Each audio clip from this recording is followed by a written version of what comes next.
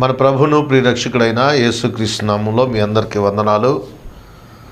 రక్షణ విమోచన సందేశాలను వీక్షిస్తూ నన్ను ఎంతగానో సపోర్ట్ చేస్తూ అన్ని విషయాల్లో మీరు నాతో ఉంటున్న విధానాన్ని బట్టి నేను ఎంతగానో దేవునికి కృతజ్ఞతలో దేవునికి మహిమను తెలియజేస్తూ ఉన్నాను. ప్రియమైన దేవుని పర్టికులరా ఈరోజు దేవుని యొక్క వాక్యాన్ని మనము ధ్యానించే వారంగా ఉందాం. ఎఫెసీయులకు రాసిన పత్రికలో ఉన్న విషయాలను మనం ధ్యానిద్దాం. ప్రార్థన చేసుకొని దేవుని యొక్క వాక్యంలోనికి మనం వెళ్దాం. పరిశుద్ధుడా, ప్రియ యేసయ్య, నీ ఘనమైన నామానికి స్తోత్రాలు. నీ వాక్యము మీది, మాట్లాడేవారు మీరు ప్రభా. మీ ప్రియులతో నీ సందేశాన్ని నేరుగా మీరు మాట్లాడండి. పరిశుద్ధాత్ముడా, నీ సహాయం లేనిదే మేమేమీ చేయలేం. నీ సహాయాన్ని మేము అభ్యర్థిస్తున్నాం. అందరి హృదయాలు ఎరిగిన దేవుడవు తండ్రి, ఎవరికి ఏ సందేశం అవసరమో ఆ సందేశాన్ని సూటిగా అందించమని నీ దయగలిగిన దాక్షిణ్యం కలిగిన హస్తాన్ని తోడుగా ఉంచి నడిపించి బలపరచమని, దీని ద్వారా మేము మహిమ పొందులాగున మా జీవితాలు రూపాంతరం చెందులాగున సహాయం దయచేయమని యేసుక్రీస్తునామమును బట్టి ప్రార్థిస్తున్నాం తండ్రి, ఆమేన్. ఈ దినమున ఆత్మ సంబంధమైన ఆశీర్వాదాలను గురించి మనం ధ్యానం చేద్దాం. ఎఫెసీయులకు రాసిన పత్రికను కనుక మనం ధ్యానం చేస్తే మొదటి 3 అధ్యాయాలు దేవుడు ఆయన గొప్పతనాన్ని, ఆయన యొక్క సార్వభౌమాధికారాన్ని, ఆయన విశిష్టమైన రక్షణను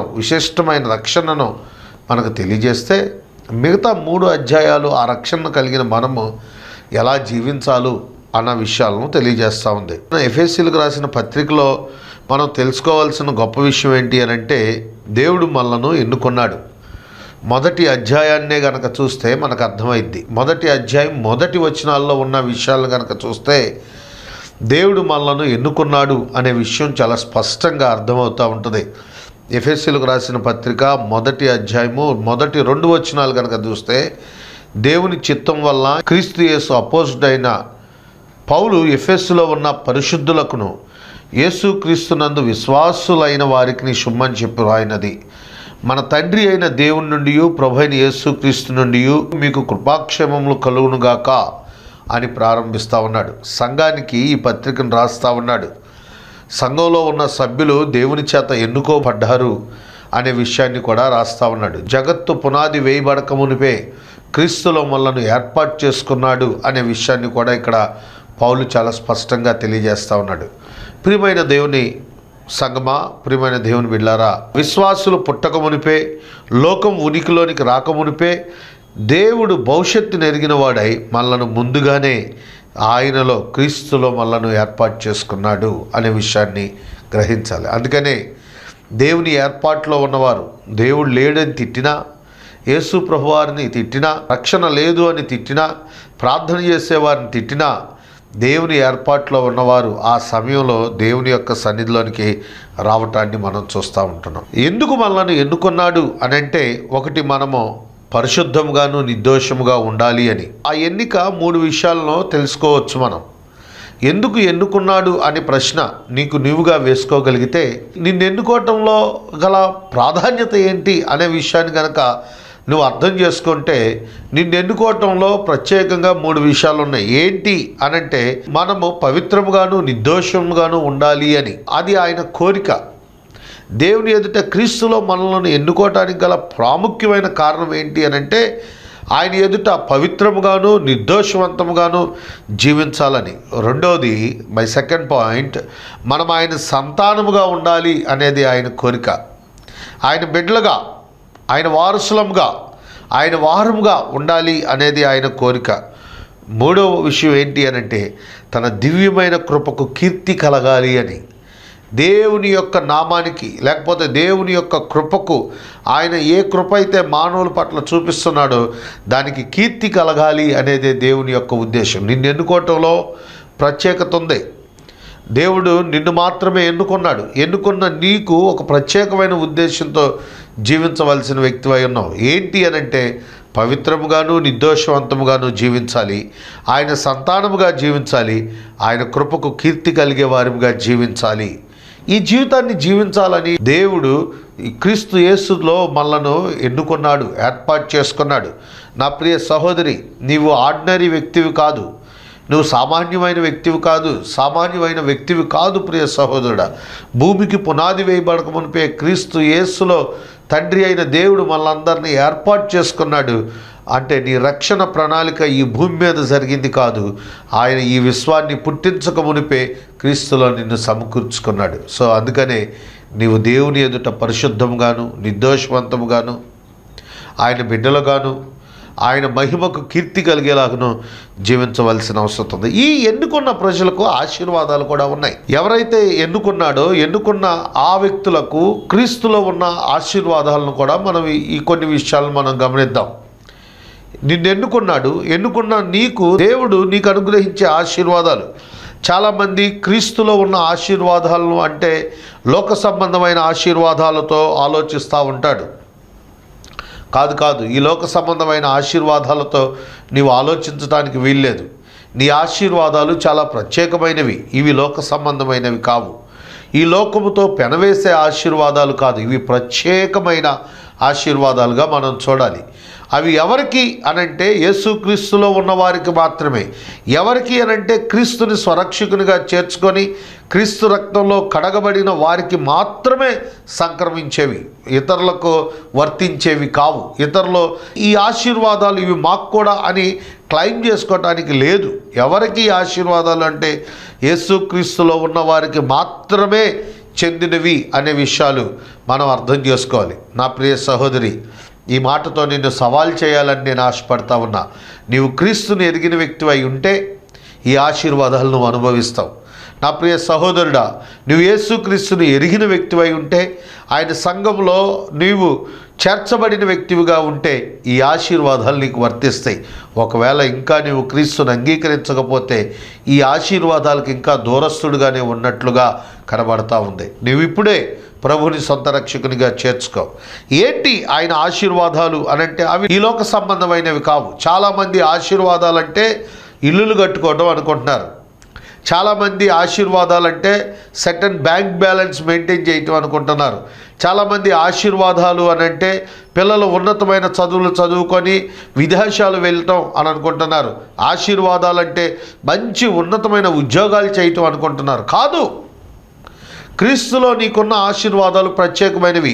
ఇవి లోకంలో మరెవరికి వర్తించనివి, ఇవి లోకంలో ఎవరికి సంభవించనివి, నీకు మాత్రమే సంభవించేవి. ఏంటి అనంటే మనల్ని క్రీస్తుతో కూడా బ్రతికించెను. ద గ్రేటెస్ట్ బ్లెస్సింగ్ ఏంటి అనంటే నీవు చచ్చిన స్థితిలో లేవు, బ్రతికిన స్థితిలో క్రీస్తు ద్వారా బ్రతికించబడిన వ్యక్తివై ఉన్నావు. ఇది ఆత్మ సంబంధమైన ఆశీర్వాదం. శరీరానుసారులకు అర్థం కాదు. బ్రతికున్న వాడిని మరలా తిరిగి బ్రతికించడం ఏంటి అని బైబిల్ చాలా స్పష్టంగా చెప్తుంది. 2 నియమాలు చెప్తుంది. శరీర సంబంధమైన నియమము, ఆత్మ సంబంధమైన నియమము. శరీర సంబంధమైన వ్యక్తికి ఈ ప్రకృతి సంబంధమైన విషయాల పట్లే ఆసక్తి కలిగిన వాడై ఉంటాడు, కానీ ఆత్మ సంబంధమైన విషయాల పట్ల సంపూర్ణమైన ఆసక్తి కలగని వాడుగా ఉండడు. చూడండి, అతను ఎప్పుడు ఈ లోకపరమైన విషయాల గురించి ఆలోచిస్తూ ఉంటాడు. నా ప్రియ సహోదరి, ఆత్మానుసారంగా నీవు బ్రతికించబడిన వ్యక్తివిగా ఉంటావు. చూడండి, ఎఫెసీయులకు రాసిన పత్రిక 2వ అధ్యాయము 4వ వచనం కనుక చూస్తే, ఆయనను దేవుడు కరుణాసంపన్నుడై ఉండి మనము మన అపరాధము చేత చచ్చిన వారమై ఉన్నప్పుడు సైతము మన ఎడల చూపిన తన మహాప్రేమ చేత మనలను క్రీస్తుతో కూడా బ్రతికించెను. మనం అపరాధంలో చచ్చిన వారమై ఉన్నాం. ఎక్కడి నుంచి వచ్చింది ఈ అపరాధం? మనం ఆదికాండంలోకి వెళ్తే మన పితరుడైన ఆదాము ఏ పని అయితే చేయకూడదని చెప్పాడో ఆ పనిని చేయటం ద్వారా పాపము ఈ లోకం మీదకి రావటం చూస్తూ ఉంటున్నాం. ఆ పాపం అందరికీ సంప్రాప్తమైంది. ఆ పాపము ద్వారా వచ్చే జీతము మరణము. మనము మరణములో బ్రతికించబడిన వారిగా ఉన్నాం.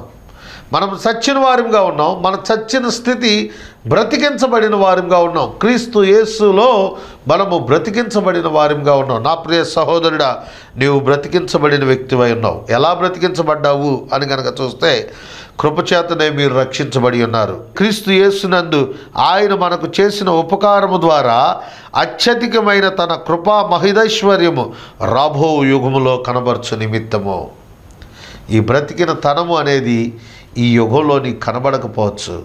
నీవు యేసు క్రీస్తు వారిని స్వరక్షకునిగా అంగీకరించిన నీ జీవితంలో ఉన్న గొప్ప ఆశీర్వాదం ఏంటి అనంటే నీవు బ్రతికించబడిన స్థితిలో ఉన్నావు. నిత్యత్వంలో యుగయుగములు దేవునితో ఉండే వ్యక్తివిగా ఉన్నావు. ఈ మాట కొంచెం అర్థం చేసుకోవాలి. ఆశీర్వాదాలంటే ఈ లోక సంబంధమైనవి కావు. చాలామంది చెప్తున్న మాట ఇదే. ఆశీర్వాదాలు అని అంటే ఈ లోక సంబంధమైన విషయాలతో పెనవేస్తూ ఉన్నారు. డియర్ సిస్టర్స్ అండ్ బ్రదర్స్, ఆశీర్వాదాలు ఈ లోక సంబంధమైనవి కావు. ఆశీర్వాదాలు రావా? ప్రాస్పరస్ అవరా? డెఫినెట్గా అవుతారు. యేసుక్రీస్తుని అంగీకరించినాక ఖచ్చితంగా నీ స్థాయి మార్చబడింది. ఎప్పుడో తెలుసా? నువ్వు నమ్మకంగా ఆయన యందు జీవిస్తూ ఉన్నప్పుడు దేవుడు ఆ నమ్మకత్వాన్ని బట్టి ఉన్నతమైన స్థాయిలోనికి తీసుకొని వెళ్తూ ఉంటారు. చాలామంది సేవకుల జీవితాలు అలాగే ఆశీర్వదించబడినాయి. వ్యక్తిగతంగా మా జీవితం కూడా అలాగే ఆశీర్వదించబడింది. మా ఫాదర్ ఎప్పుడు చెప్తూ ఉండేవాడు, ఆయన చాలా దీన పరిస్థితుల్లో నుంచి దేవుడు ఉన్నతంగా ఎత్తాడయ్యా అని చెప్తూ ఉండేవాడు. నిజంగానే ఆశీర్వాదాలు అని అంటే ఈ లోకముతో కంపేర్ చేయకూడదు. You have to see in spiritual, ఆత్మ సంబంధమైన కోణంలో చూడవలసిన వ్యక్తివై ఉన్నావు. చాలామంది ఈ లోక సంబంధమైన కోణంలోనే చూస్తూ ఉన్నారు. అందుకనే వాళ్ళ తరగతి, వారి స్థాయి పెరగంతిగా ఉంటుంది. వాళ్ళు ఎప్పుడు ఈ సంబంధమైన జీవితాన్ని జీవిస్తూ ఉన్నారు. నా ప్రియ సహోదరి సహోదరుడా, ఇక్కడ ఎఫెసీయులకు రాసిన పత్రికను నువ్వు కనుక పరిశీలన కనుక చేస్తే ద ఫస్ట్ నిన్ను ఎన్నుకున్న నీకు ఆశీర్వాదాలు ఇస్తూ ఉన్నాడు. ఏంటి అని అంటే మనలను క్రీస్తుతో కూడా బ్రతికించాడు. అండ్ రెండవది చూద్దాం. సెకండ్ థింగ్ ఏంటి అనంటే మనము క్రీస్తు యేసునందు సృష్టించబడిన వారమై ఆయన చేసిన పని అయి ఉన్నాము. యేసు క్రీస్తునందు సృష్టించబడిన వారమై ఉన్నాము. It's very theological point. ఇది అర్థం చేసుకోవడానికి నా ముందున్న సమయాన్ని బట్టి నేను కొంత వివరణ ఇవ్వడానికి ప్రయత్నం చేస్తా ఉన్నా. ఎఫెసీయులకు రాసిన పత్రిక 2వ అధ్యాయం 10వ వచనం కనుక చూస్తే, మరియు వాటి యందు మనము నడుచుకొని వల్లని దేవుడు ముందుగా సిద్ధపరిచి సత్క్రియలు చేయుటకై మనము క్రీస్తు యేసునందు సృష్టించబడిన వారమై ఆయన చేసిన పని అయి ఉన్నాము. సత్క్రియలు చేయటం కొరకై నీవు నూతన సృష్టిగా చేయబడిన వ్యక్తివై ఉన్నావు. మనం క్రీస్తునందు సృష్టించబడిన వారిగా ఉన్నాం. నేను ఆల్రెడీ ఇందాక కూడా చెప్పాను, నీ జీవితము దేవుడు ముందుగానే ప్లాన్ చేశాడు, డిజైన్ చేశాడు. ఈ హ్యాడ్ ఏ వన్ విజన్. నీ పట్ల, నీ జీవితం పట్ల, నీ యొక్క స్థితి పట్ల ఆయనకు ఒక ఆలోచన ఉంది. ఆలోచనాపూర్వకమైన జీవితాన్ని జీవించాలనేది ఆయన సంకల్పం, ఆయన ఉద్దేశం, ఆయన కోరిక. దానిని నెరవేర్చేందు నీవు కోరిక కలిగిన వ్యక్తివై ఉండాలి. అలాంటి జీవితం జీవించడం కొరకై నీవు సంసిద్ధంగా ఉండాలి. చూడండి, క్రీస్తు యేసునందున్న వానికి ఏ శిక్షా విధియు లేదు. ఇగో పాతవి గతించిన సమస్తము నూతనమాయను. నిన్ను నూతనముగా మలుచుకుంటా ఉన్నాడు ఆయన. నా ప్రియ సహోదరి, ఆత్మ సంబంధమైన ఆశీర్వాదాలు నీవు అనుభవించాలి అని అంటే క్రీస్తుని నీ జీవితంలో ఉండాలి. మూడో విషయాన్ని కనుక చూస్తే, మనం క్రీస్తు యేసునందు ఆయన రక్తం వలన సమీపస్థులంగా ఉన్నాం. నిన్ను యేసు ప్రభువారు తన సమీపస్థురాలుగా చేసుకున్నాడు దేవుడు క్రీస్తు యేసు ద్వారా. చూడండి, ఎఫెసీయులకు రాసిన పత్రిక 2వ అధ్యాయం 13వ వచనం కనుక చూస్తే, ఆయనను మునుపు దూరస్తులైన మీరు ఇప్పుడు క్రీస్తు యేసునందు క్రీస్తు రక్తం వలన సమీపస్థులై ఉన్నారు. డియర్ బ్రదర్స్ అండ్ సిస్టర్స్, నిన్ను సమీపస్థులుగా చేసుకున్నాడు. మునుపు నీ జీవితం చాలా దూరంగా ఉంది. ఇదంతా యేసుక్రీస్తు వారి ద్వారా జరిగిన కార్యము. యేసుక్రీస్తు వారు సిలువలో చేసిన యాగాన్ని బట్టి ఆయన నిన్ను సమీపస్థులుగా చేశారు. ఇక్కడ చాలా ప్రశస్తంగా వాడబడుతున్న మాట ఏంటి అని అంటే క్రీస్తు రక్తము వలన నీ జీవితానికి ఆయన ఇస్తున్న గొప్ప అష్యూరెన్స్తో కూడిన గొప్ప ఆశీర్వాదం ఏంటి అని అంటే సమీపస్థురాలువిగా ఉన్నావు. ఇది గొప్ప క్రీస్తునందు నీ జీవితానికి ఇస్తున్న గొప్ప ఆశీర్వాదము. యేసుక్రీస్తును అంగీకరించినాక నీకేంటి లాభము అనంటే you are become a very nearest to God. దేవునితో సమీపస్థురాలుగా మార్చబడ్డావు. ఇది గొప్ప ఆత్మ సంబంధమైన ఆశీర్వాదాలు. లోకంలో ఉన్న ఆశీర్వాదాల కొరకు, లోకంలో ఉన్న దీవెనల కొరకు విశ్వాసులు కళ్ళు అన్వేషిస్తున్నాయి, కానీ సత్య సంబంధితమైన వాక్యాన్ని అర్థం చేసుకునే విషయంలో మానవుని యొక్క కళ్ళు, ఆ విశ్వాసి యొక్క కళ్ళు అన్వేషించలేకపోతున్నాయి. చూడండి, ఈ దినమున కనుక చూస్తుంటే చాలామంది దేవుని యొక్క వాక్యాన్ని వక్రీకరణలో చూసే వ్యక్తులుగా ఉంటా ఉన్నారు. ఆశీర్వాదాలు అని అంటే లోక సంబంధమైన వాటితో పోలుస్తూ ఉన్నారు. ఇంతకంటే గొప్ప ఆశీర్వాదం నాకు తెలిసి మరొకటి అవసరం లేదని నా హృదయపూర్వకమైన నమ్మకం. ఎందుకు అనంటే నీవు క్రీస్తుని అంగీకరించడం ద్వారా నీవు బ్రతికించబడిన జీవితంలో ఉన్నావు. క్రీస్తుని అంగీకరించిన నీ జీవితం క్రీస్తు ద్వారా సృష్టించబడినదై ఉంది. ఆయన చేసిన పనిగా మనం ఉన్నాం. క్రీస్తు యేసునందు క్రీస్తు రక్తం వల్ల ఆయన సమీపస్థులముగా ఉన్నాం. మనము we are very near to God. దేవునికి సమీపస్థులముగా ఉన్నాం. మునుపు సమీపస్థుడవు కావు. మునుపు నీ పాపము అడ్డుగా ఉంది. నీ యొక్క భయంకరమైన జీవితము దేవునికి సమీపస్థులుగా చేయలేకపోయింది.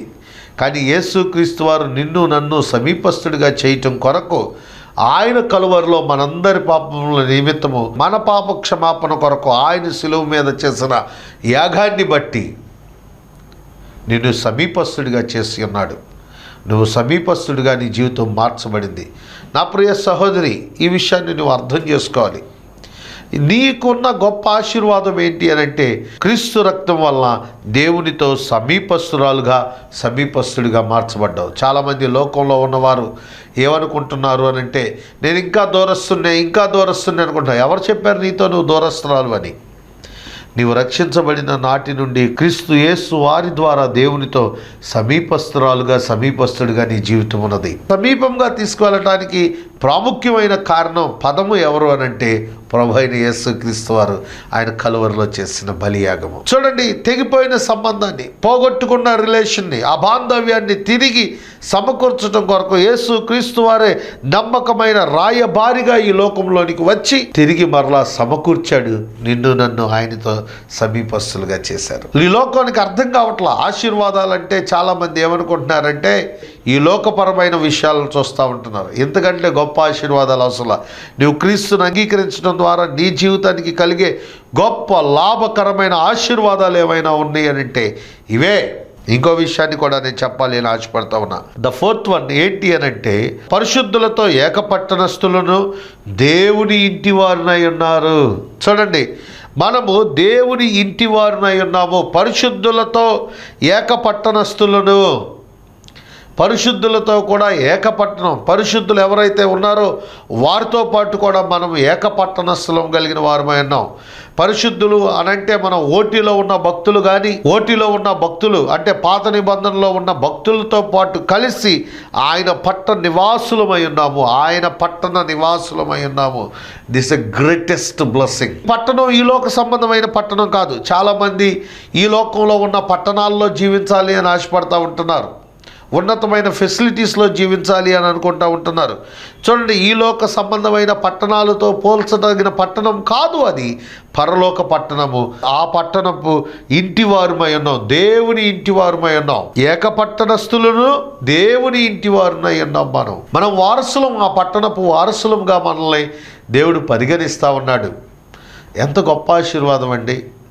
చాలామంది ఏమనుకుంటున్నారు అని అంటే ఇక్కడున్న భారతదేశంలో ఉన్నవారు కూడా చాలామంది విదేశాల్లోకి వెళ్ళి విదేశాల్లో ఆ పౌరసత్వాన్ని తీసుకొని ఆ పౌరసత్వపు వ్యక్తులుగా జీవించడానికి కూడా ఇష్టపడతా ఉన్నారు. ఎందుకంటే ఒక్కొక్క పాస్పోర్ట్ లేకపోతే ఒక్కొక్క దేశస్థుడు పౌరసత్వం కలిగిన వాడు అని చెప్పడం వల్ల అతడికి ఖ్యాతి పెరిగింది అని ఆలోచిస్తూ ఉన్నారు. కానీ చాలామంది ఆలోచించట్లా, నేను దేవుని పట్టణస్తున్నా కాదా అని, నేను దేవుని ఇంటివారినా కాదా అని. నా ప్రియ సహోదరి, నీవు అల్పమైన జీవితాన్ని జీవించవచ్చు. చాలా చిన్న పరిమాణం కలిగిన జీవితంలో బ్రతుకుతున్న వ్యక్తివై ఉండొచ్చు. చాలా నిరుపేద కుటుంబంలో నువ్వు జీవిస్తూ ఉండొచ్చు. లేదా దిగువ మధ్యతరగతి జీవితాన్ని జీవిస్తూ ఉండొచ్చు. లేకపోతే బాగా ఉన్నతమైన స్థితిలో నువ్వు జీవించవచ్చు. ఏ జీవితంలో జీవిస్తున్నా ఈ పట్టణస్థురాలుగా మార్చబడకపోతే, దేవుని ఇంటి వారసులుగా కనుక నీ జీవితం మార్చకపోతే నీ జీవితానికి ప్రయోజనం లేదు అనే విషయాన్ని గుర్తుపెట్టుకోవాలి. It's a blessing. యేసుక్రీస్తుని అంగీకరించిన వారికి కలిగే గొప్ప ఆశీర్వాదం ఇది. యేసుక్రీస్తు వారిలో ఆయన యందు విశ్వాసం ఉంచిన వారికి కలిగే గొప్ప దీవెన, ఆ ఉన్నతమైన స్థితి ఈ ఆశీర్వాదం. చూడండి, ఏంటి అని అంటే పరిశుద్ధులతో ఏకపట్టణస్థులను దేవుని ఇంటి వారుమై ఉన్నవారుగా ఉన్నాము. The last but not least, ఐదో విషయాన్ని కూడా నేను చెప్పాలి అనుకుంటున్నా. నీకు కలిగే గొప్ప ఆత్మ సంబంధమైన ఆశీర్వాదం ఏంటి అని అంటే దేవుని నివాసులమై ఉన్నాము. చూడండి, దేవుని నివాస స్థలమై ఉండుటకు కట్టబడుచున్నాము మనమందరము. ఎఫెసీయులకు రాసిన పత్రిక 2:22 కనుక చూస్తే, ఆయనలో మీరు ఆత్మ మూలముగా దేవునికి నివాస స్థలమై యుండుటకు కట్టబడుచున్నారు. మనమందరము కట్టబడుచున్నాం. ఎవరిలో? క్రీస్తులో. క్రీస్తునందు కట్టబడుచున్నాం. మూలరాయిగా క్రీస్తున్నాడు. క్రీస్తులో మన అమరికలో పేర్చబడతా ఉన్నాయి. నా ప్రియ సహోదరి, ఆయన యందు కట్టబడిన జీవితం, ఆయన యందు కట్టబడుతున్న జీవితం చాలా ఉన్నతమైన జీవితం. ఇవి క్రీస్తునందున్న వారికి కలిగే ఆశీర్వాదాలు, ఇవి క్రీస్తునందు ఉండే వారికి కలిగే బహుమానాలు. ఏంటి అనంటే, ఎవరు క్రీస్తునందు ఉండాలి, ఎవరు అనే దానిని యేసు ప్రభువారి యందు దేవుడు ముందుగానే ఎన్నుకున్నాడు. ఎన్నుకున్న నీవు ఈ ఆశీర్వాదాలను హక్కుదారుడివి. ఈ ఆశీర్వాదాలకు నువ్వు హక్కుదారుడివి కనుక నీవు యేసు క్రీస్తు యందు యథార్థమైన ఉన్నతమైన జీవితాన్ని జీవించాలి. ఏంటి ఆశీర్వాదాలు అనంటే మరొకసారి చెప్పే ప్రయత్నం చేస్తా. ఒకటి, మనము క్రీస్తుతో కూడా బ్రతికించబడిన వారము. చచ్చిన మన జీవితాన్ని యేసు క్రీస్తు వారిలో బ్రతికించబడ్డాం. మనం దేవుని యందు సృష్టింపబడిన వారమై ఉన్నాము. ఆయన చేసిన పని అయి ఉన్నాము. ఇంకా విషయాన్ని కనుక చూస్తే, క్రీస్తునందు ఆయన రక్తము వలన దేవునితో సమీపస్థులముగా ఉన్నాము. ఇంకా మనం చూస్తే పరిశుద్ధులతో ఏకపట్టణస్థులము, దేవుని ఇంటివారమై ఉన్నాము. ఇంకా చూస్తే దేవుని నివాస స్థలమై ఉండుటకు క్రీస్తు వారిలో కట్టబడుతున్న వారిగా ఉన్నాము. నా ప్రియ సహోదరి, నువ్వేమనుకుంటున్నావు ఆత్మ సంబంధమైన ఆశీర్వాదాలంటే? ఇవి లోకస్తులకు అర్థం కావు. చూడండి, క్రీస్తు వారి యందు మనం కట్టబడుతున్నామంటే లోకంలో ఉన్న వారికి అర్థం కాదు. యేసు క్రీస్తు వారి యొక్క గుణ లక్షణాలను, యేసు క్రీస్తు వారి యొక్క గుణశీల్యతను ఎరిగినప్పుడే మనం ఆయనలాగా కట్టబడాలి అని మనం చూస్తూ ఉంటాం. చాలామంది చూడండి వ్యక్తులతో పోల్చుకుంటూ ఉంటున్నారు. వ్యక్తులతో పోల్చుకోవద్దు డియర్ బ్రదర్స్ అండ్ సిస్టర్స్. నీ జీవితాన్ని క్రీస్తుతో పోల్చుకునే వ్యక్తివై ఉండు. క్రీస్తుని నీ జీవితంలో సెంటర్గా చేసుకొని ఆయన సంబంధితమైన జీవితాన్ని, నేను కలిగిన జీవితాన్ని జీవిస్తున్నానా లేదా అనే వ్యక్తిత్వంలో నువ్వు జీవించవలసిన వ్యక్తివై ఉన్నావు. అంతేగాని లోక సంబంధమైన ఆలోచనలతో, లోక సంబంధమైన భావనలతో, లోక సంబంధమైన వ్యక్తులతో నీవు నీ జీవితాన్ని కంపేర్ చేసుకోవద్దు.